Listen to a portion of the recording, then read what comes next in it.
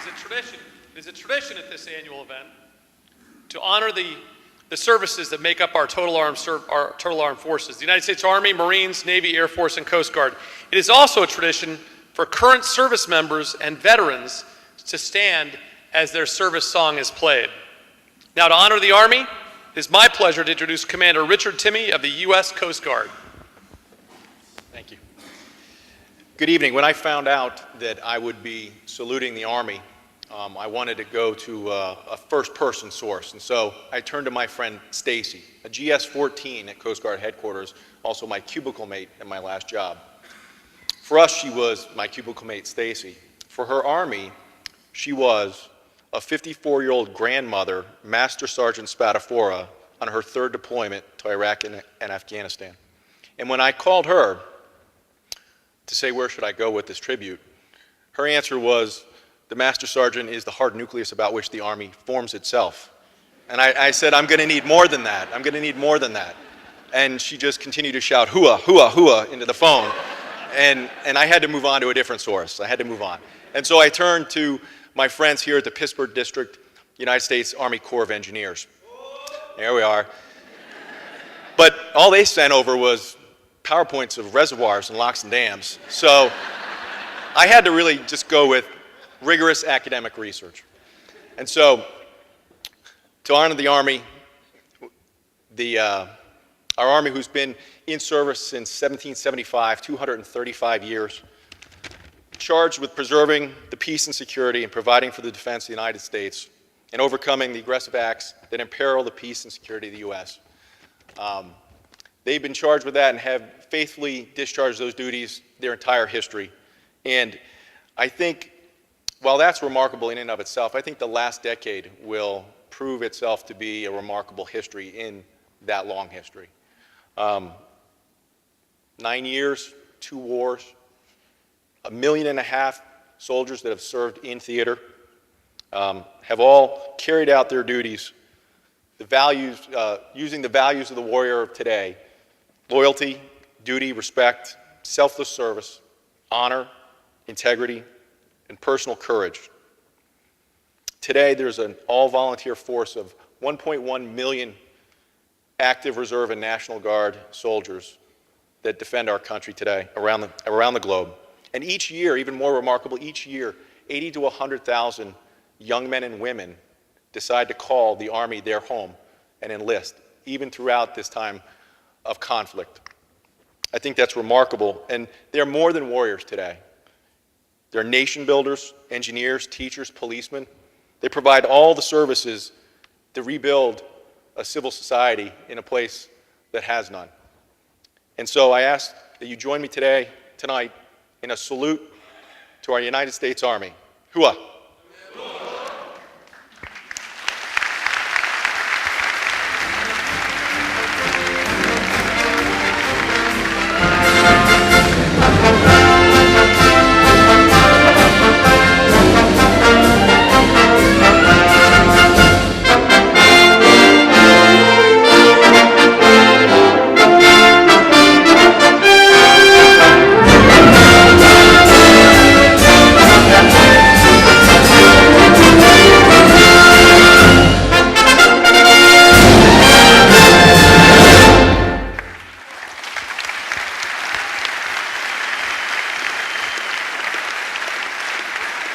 I'd now like to introduce Colonel Ernest Erlandson of the U.S. Army to salute the Marines. Colonel?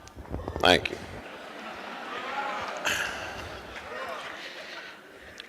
I drew the short straw tonight, so I was hoping to get the Air Force, but I got the Marines. No disrespect intended, sir. A hard act to follow. 1948, 1775, no, sir. Anyway, I'm here to salute the Marines. I'll have to return to this Air Force thing later. I had this great joke. I spent hours on it. I rehearsed it. This evening during cocktails, I ran into the staff judge advocate, a humorless man. I said, if I could sell him on this joke, I know this joke will work. I told a joke. I'm laughing, telling the joke, Marine joke. He's not laughing. I said, Matt, that's a funny joke. He goes, sir, 2 problems with the joke. I said, that's a funny, I'm serious. I spent hours on this joke. He said, first one is the Marines won't get it.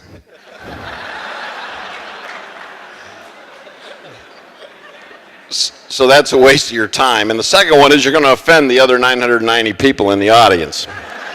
So I'm not going to tell the joke. But nonetheless, if you want to see me later, those of you that aren't easily offended. The Marines are known as the few and the proud. And they've got a wonderful history. It's full of traditions and have distinguished themselves with valor in every corner of the world. From China in the early part of the last century to their service most recently in Fallujah and Helmand Province. They truly are the few, the proud, the Marines. And as a department of the Navy, and as they like to say, the men's department of the Navy, we're truly honored for the service that they give their country every day. They go the hard places. So please join me in saluting the United States Marine Corps.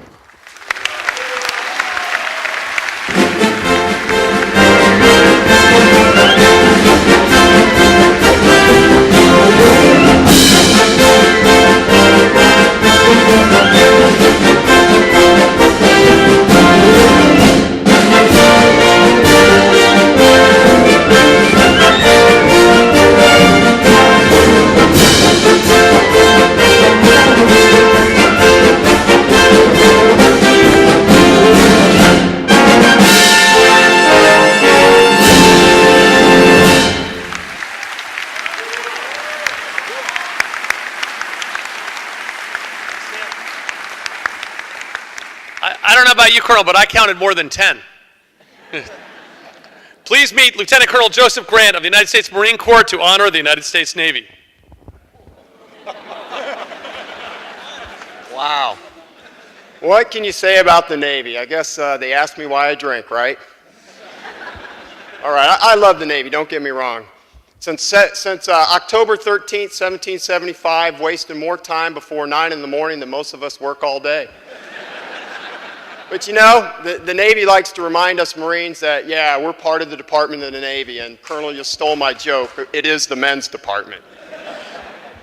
But in all seriousness, no greater Navy in the world than the United States Navy. And today, we have, it may be that SEAL hiding behind enemy lines in Afghanistan, that lone sailor on the bridge of a destroyer on the Horn of Africa looking for pirates, that young corpsman serving next to Marines treating the wounded, the F-18 pilot launching off the carrier at night trying to drop bombs in support of troops in contact. Great organization. I'm proud to be a sister service, and it's humbled, and they're the greatest Navy in the world. Thank you.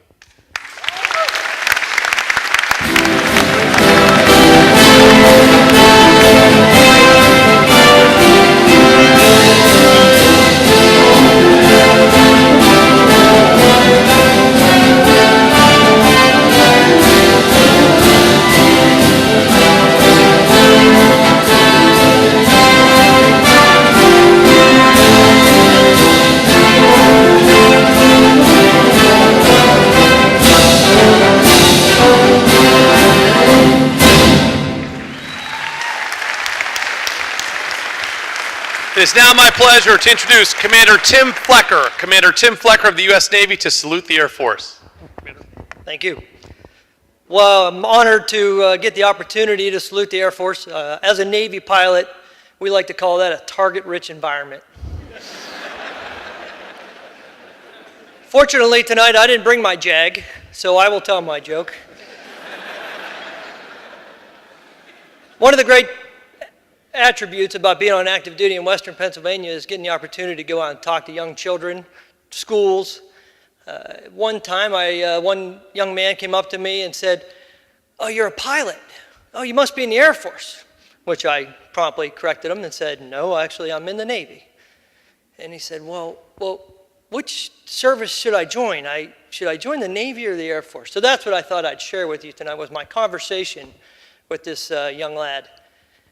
And so I thought, well, I got to feel you out. I've got to see, what are your attributes? What are you interested in? I said, do you like to golf? I said, join the Air Force. I said, is it really important for everybody to call you by your first name all the time? I said, you better join the Air Force. I said, does 90 days seem like a really long time to be away from your family?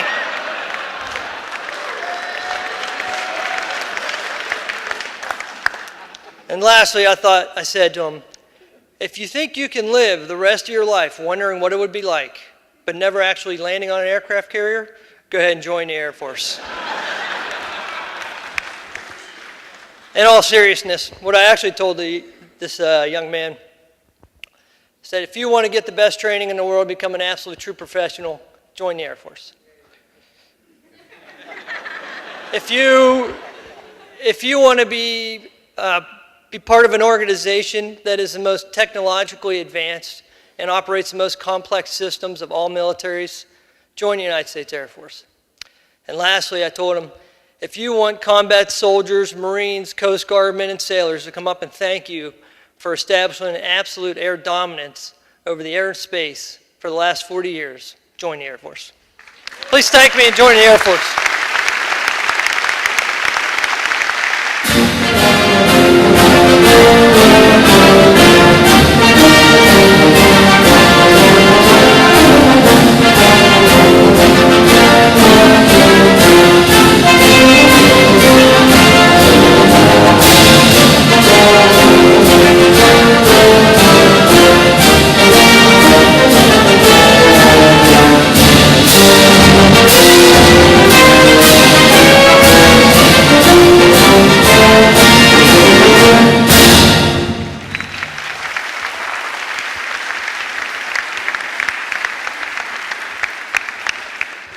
Finally, it's my pleasure to introduce an old friend. Our daughters went to school together for many years.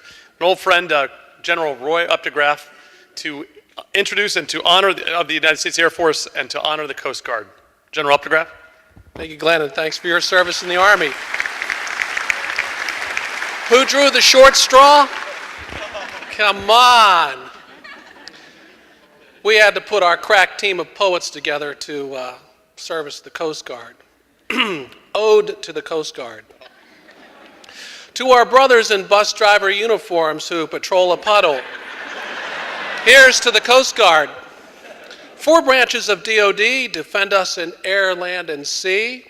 Don't let them fool you. The Coast Guard is Homeland Security. To the Coast Guard. Rescue diving is no small chore, except for Ashton Kutcher, who married a SEAL, Demi Moore. To the Coast Guard. A day in the Coast Guard is never quite like the next. It's a shame that your boats are just Navy rejects. 4 years to captain is usually our pace. Our Coast Guard and Navy brothers can't win that race. Here's to the Coast Guard. But seriously, searching for cartel and arresting the thugs, then let them watch as you sink their drugs. Here is to the Coast Guard. Fending off pirates who seek to plunder as you soar to the fight like a crack of thunder. Here's to the Coast Guard. Through calm seas and rough, they float with such force, always on target, always on course. Their mission, no doubt, is dangerous and hard, bringing the battle to the enemies in our own backyard. Commandant Admiral Papp is up to the test. But if it wasn't for the Air Force, you really would be the best. Here's to the Coast Guard.